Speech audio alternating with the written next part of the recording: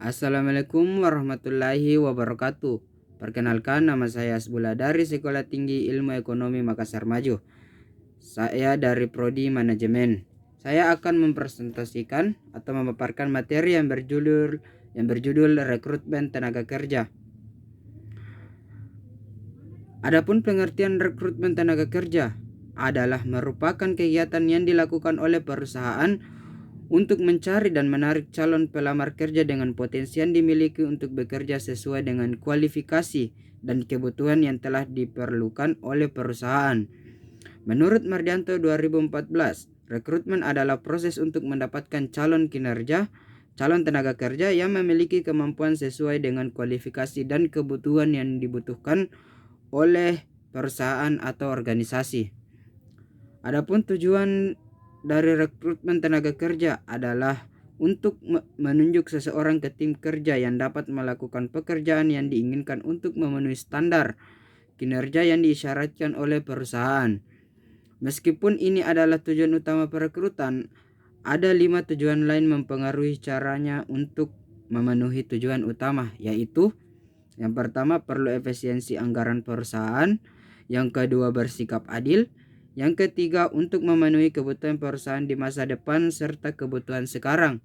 Yang keempat, untuk konsisten dan loyal terhadap perusahaan.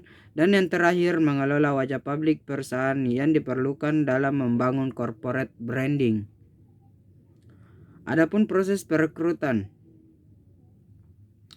yaitu yang pertama kebutuhan, yang kedua proses rekrutan, yang ketiga wawancara, yang keempat evaluasi medis, dan yang terakhir adalah keputusan penerimaan.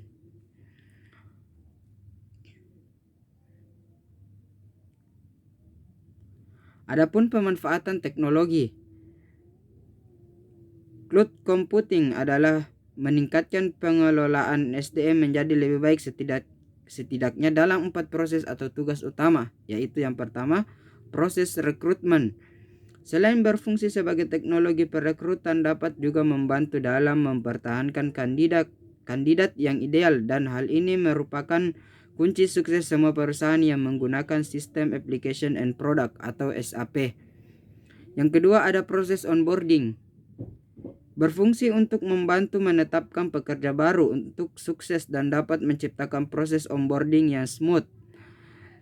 Berbagai solusi teknologi berbasis cloud tersedia untuk digunakan dalam departemen dalam cloud, perangkat seluler, atau lokasi dengan sistem masuk tunggal.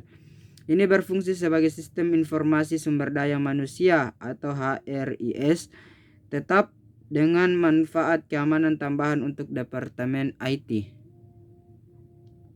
Yang ketiga, ada administrasi sumber daya manusia. Sistem HRIS berbasis cloud membantu menyederhanakan proses administrasi karena data cloud terintegrasi dan dapat diakses dari mana saja. Yang keempat, ada kinerja karyawan. Sistem HRIS berbasis cloud membantu mempertahankan dan memberi penghargaan kepada karyawan agar tercipta efisiensi dalam cara organisasi mengembangkan, menilai, dan menyelaraskan kinerja dengan kompensasi. Data seperti peringkat yang terkait dengan kinerja terintegrasi dengan data kompensasi dalam sistem, sehingga dapat membuat keputusan yang tepat terhadap penghargaan kinerja. Adapun masalah rekrutmen, menurut Fahmi 2016, terdapat beberapa permasalahan yang sering ditemukan dalam pelaksanaan rekrutmen tenaga kerja, antara lain yaitu data calon pelamar kadangkala ada yang dipalsukan dengan tujuan agar bisa lolos tes tahap administrasi.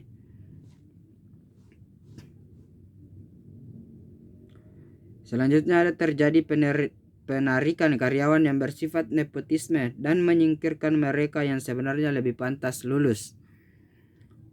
Kemudian kadangkala karena lemahnya kontrol seleksi memungkinkan masuknya para pelaku kejahatan atau pelaku kriminal untuk lulus seleksi karena ia bisa dan mampu mengubah berbagai data pribadinya.